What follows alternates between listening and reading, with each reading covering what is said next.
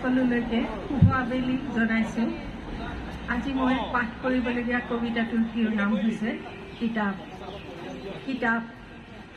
আন্ধাৰতেই সোমাই আছিলোঁ বহুদিন, আন্ধাৰতেই সোমাই আছিলোঁ বহুদিন। দেখা নাছিলোঁ চিন্তা আৰু চেতনাৰ আৱৰণ, মগজুটো শুই আছিল নীৰৱতাৰ মাজত। অন্য এটা সূৰ্য দেখিলোঁ এদিন, যি পিন্ধি আছিল এটা উজ্জ্বল ৰঙৰ কামিজ, যাৰ স্পৰ্শত দুৱাৰ খিৰিকী খুলি ওলাই গ'ল উঠাৰ আন্ধাৰ।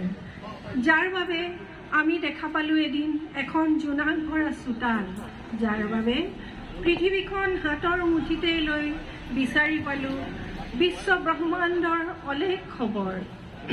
সেইখনেই এখন কিতাপ, সেইখনেই এখন কিতাপ, যি বিলাই দিব পাৰে অলেখ জ্ঞানৰ পোহৰ।